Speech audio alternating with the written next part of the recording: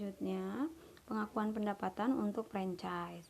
Franchise menurut PP nomor 42 tahun 2007 ini merupakan hak khusus yang dimiliki oleh orang perseorangan atau badan usaha terhadap sistem bisnis dengan ciri khas usaha dalam rangka memasarkan barang atau jasa yang telah terbukti berhasil dan dapat dimanfaatkan atau digunakan oleh pihak lain berdasarkan perjanjian waralaba. Ada 4 jenis waralaba yang berkembang di Indonesia. Yang pertama, pabrikan ke pengecer, kemudian dari pabrikan ke grosir, kemudian yang ketiga sponsor jasa ke pengecer, dan yang keempat grosir ke pengecer. Kategori waralaba yang paling cepat berkembang ini menyebabkan akuntansi yang sesuai ditelaah kembali, yaitu kategori sponsor jasa pengecer.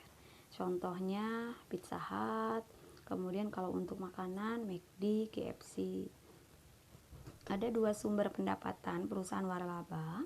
Yang pertama dari penjualan waralaba awal dan aktiva atau jasa terkait. Kemudian yang kedua, iuran atau fee yang sifatnya berkesinambungan yang didasarkan pada pengoperasian waralaba.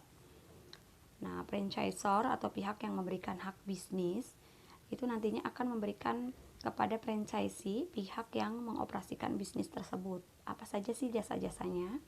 Yang pertama, bisa bantuan dalam memilih lokasi, kemudian evaluasi laba, pengawasan kegiatan konstruksi, bantuan untuk papan nama, perabotan dan peralatan, jasa pembukuan, pelatihan karyawan, pengendalian mutu, sampai iklan dan promosi. Nah, iuran di sini tadi kan ada 2, ada iuran awal atau ini pada saat kita pertama kali mau melakukan usaha dengan cara franchise. Kemudian yang selanjutnya biaya franchise yang diteruskan atau diterima, ini berupa fee. Ini imbalan atas hak berkelanjutan, kemudian memberikan pelatihan, manajemen, periklanan, promosi, dan bantuan hukum. Kita lihat contohnya. Tam Pizza menandatangani perjanjian waralaba pada tanggal 1 November 2019. Kemudian memberikan Food Fight Corporation hak untuk beroperasi sebagai pemegang waralaba selama 5 tahun. Tam mengenakan biaya franchise awal sebesar 50.000 untuk hak beroperasi. Nah, dari jumlah ini 20.000 dibayarkan ketika menandatangani perjanjian dan sisanya dibayarkan dalam 5 pembayaran, masing-masing 6.000 pada tanggal 31 Desember. Kemudian selanjutnya Food Fight juga akan membayar royalti berkelanjutan sebesar 1% dari penjualan tahunan dan wajib membeli produk Tam dengan harga jual mandiri saat ini pada saat pembelian. Peringkat kredit Food menunjukkan bahwa uang yang dapat dipinjamkan itu sebesar 8% suku bunganya. Kemudian nilai sekarang dari anuitas biasa selama 5 tahun itu sebesar 6.000, di mana masing-masing diskonnya 8%, sehingga nilai sekarangnya jadi 23.957. Kemudian diskonnya 6.043. Ini merupakan pendapatan yang harus dibayar oleh Tam selama periode pembayaran. Kurang lebih seperti ini. Jadi untuk biaya awal 20.000, untuk training service 9.957, untuk equipmentnya sebesar 14.000, di mana costnya tersebut 10.000, sehingga transaction price-nya 43.957. Kemudian pada tanggal 31 Desember pada saat perjanjian dimulai, maka jurnalnya adalah cash pada notes receivable, cash 20.000, note receivable 23.957, kemudian unearned franchise revenue 20.000, unearned service revenue untuk training 9.957, dan unearned sales revenue sebesar 14.000. Nah, di sini kenapa masih unearned? Karena kontrak franchise-nya ini waralabanya nanti akan dimulai di bulan Februari, sedangkan pembayaran dilakukan di 31 Desember.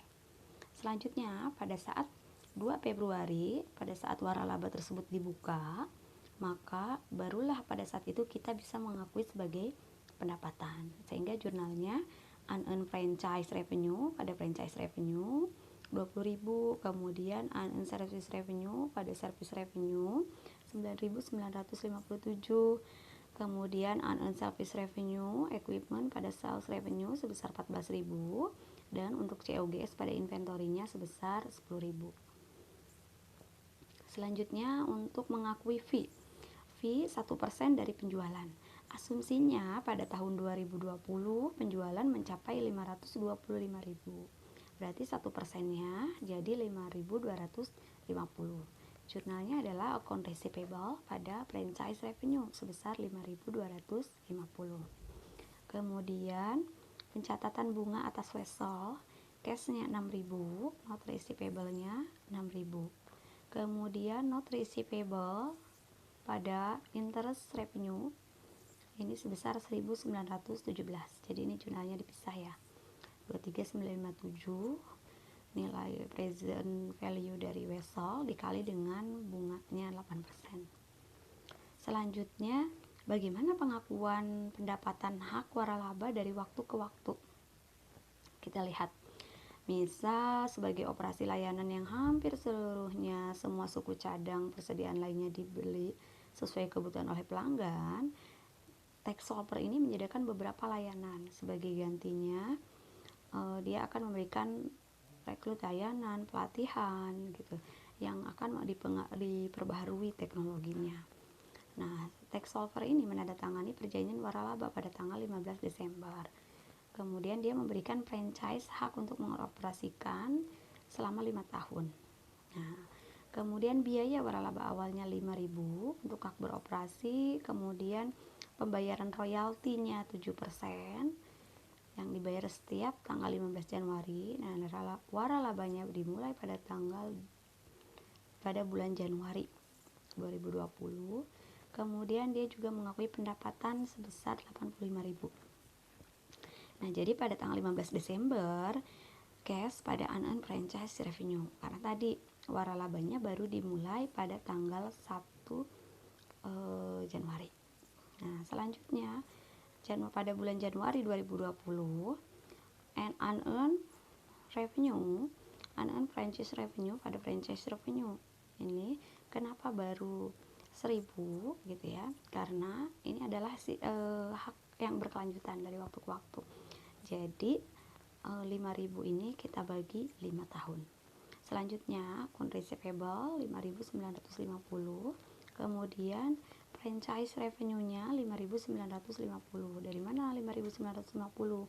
Dari 85.000 pendapatannya dikalikan dengan 7%. Demikian penjelasan tentang waralaba atau franchise. Semoga dimengerti.